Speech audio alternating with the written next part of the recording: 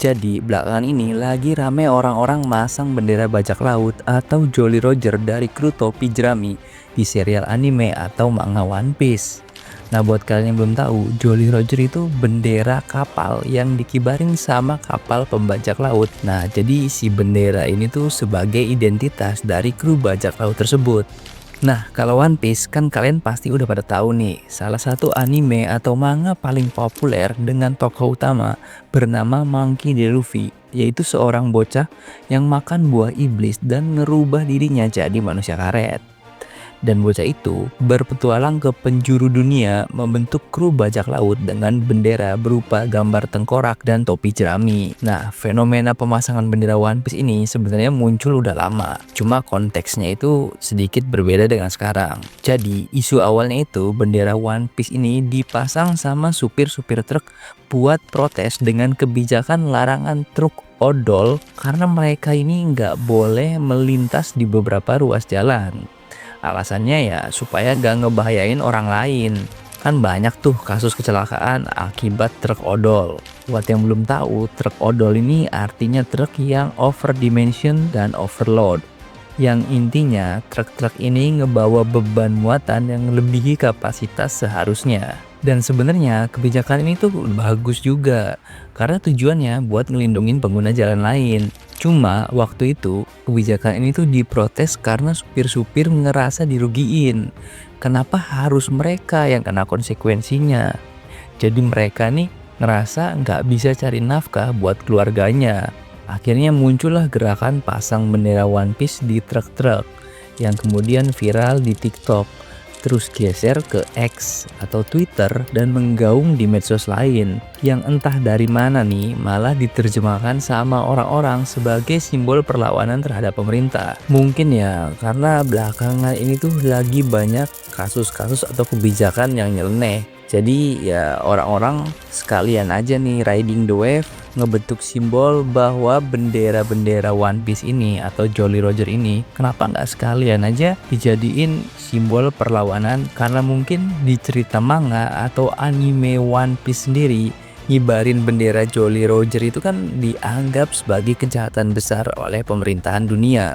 Terus belakangan ini berkembang teori cocok logi yang bilang kalau beberapa arc di One Piece itu sebenarnya mirip dengan kejadian nyata yang terjadi di beberapa belahan dunia. Cerita terkait abad kekosongan dan usaha penghapusan sejarah, penggusuran masyarakat adat secara perlahan, sampai dengan doktrinasi kebenaran menurut penguasa.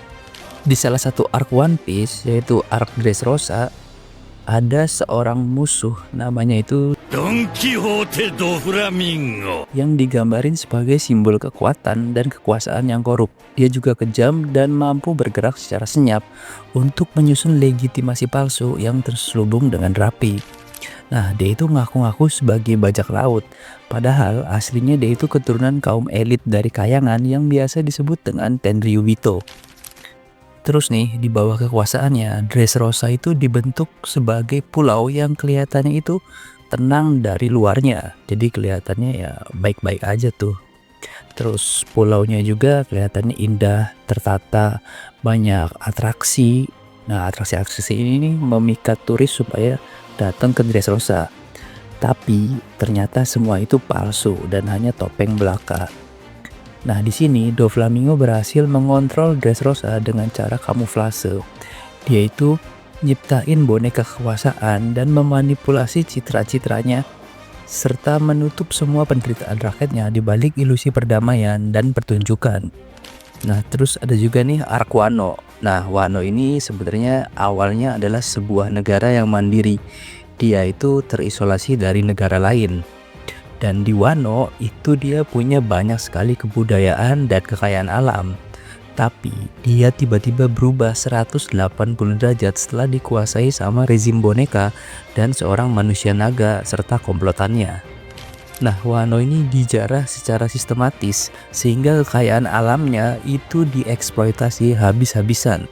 Dan rakyat-rakyatnya ini sebagian ada yang dipaksa makan sisa makanan yang beracun. rakyatnya itu malah banyak yang sengsara. Sebagian masyarakatnya itu malah dibikin sama rezim tadi itu supaya pura-pura bahagia dan ketawa palsu, bahkan dalam situasi yang sedih atau menyakitkan. Nah, itu semua karena efek samping dari buah iblis KW yang dibikin sama orang-orangnya Doflamingo. Mirip-mirip lah ya kayak di sini. Realita kehidupan itu dipoles sana sini biar kelihatan bagus, kelihatan maju, padahal ada harga mahal yang harus dibayar lewat penderitaan rakyat. Ngomongin pengembangan ekowisata, ternyata mau bikin tambang. Ngomongin transisi energi terbarukan, ternyata biar batu baranya laku. Ngomongin seolah-olah buat petani atau rakyat kecil, padahal ya mereka-mereka ini yang paling dirugikan.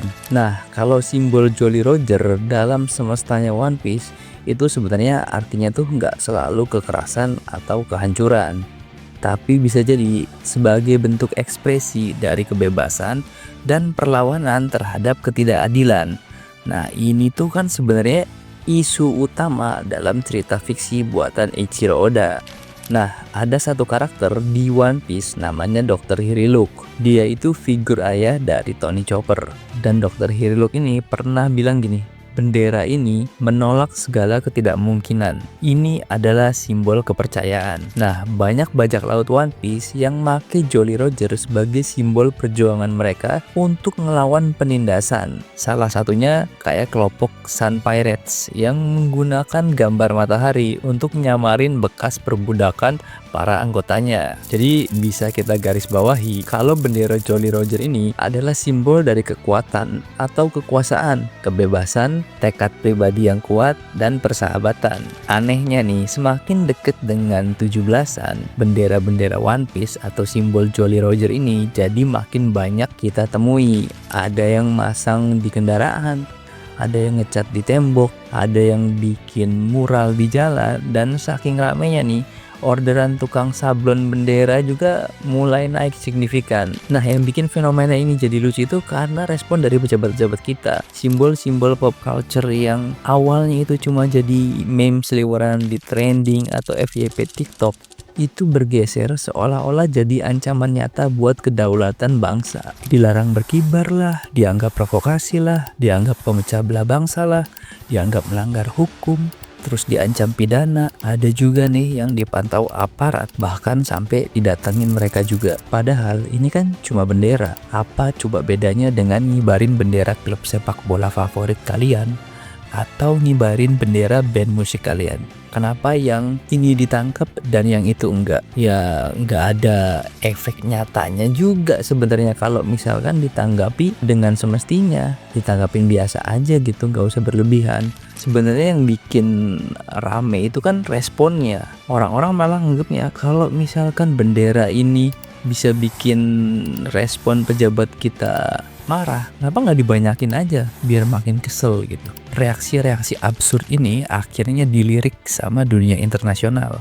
Mulai dari netizen-netizen luar yang awalnya ngeraguin gerakan-gerakan ini tuh kayaknya cuman buat lucu-lucuan aja atau buat meme supaya bisa viral dan trending di FYP. Ternyata setelah mereka teliti, setelah mereka pahami, gerakan ini tuh ya bisa mengarah ke akar rumput secara nyata. Sampai akhirnya gerakan ini dijadiin headline sama kantor-kantor berita luar. Beritanya juga dimuat di media-media besar kayak BBC. Bahkan entah gimana ceritanya, cerita-cerita tentang pengibaran bendera One Piece ini bisa nyangkut di Amnesty Internasional. Nah, lagian kalau ngibarin bendera anime kayak gini emang bener bisa dipidana. Nah, kalau menurut ahli hukum pidana dari Universitas Muhammadiyah Jakarta nih, Chairul Huda, pengibar bendera One Piece itu nggak bisa dipidana. Ahli hukum ini menilai fenomena tersebut merupakan bagian dari kebebasan berekspresi warga negara. Nah, sedangkan ada lagi nih menurut dosen hukum tata negara dari Universitas Mula Warman, Herdiansah Hamzah. Nah, menurut Herdiansah Hamzah ini, undang-undang tuh nggak ngelarang warga negara untuk mengibarkan bendera bajak laut dari One Piece, asalkan enggak lebih tinggi dari bendera merah putih. Nah, ketentuan ini tuh emang ada dan diatur di dalam Undang-Undang Nomor 24 Tahun 2009. Tapi kita sebagai warga negara juga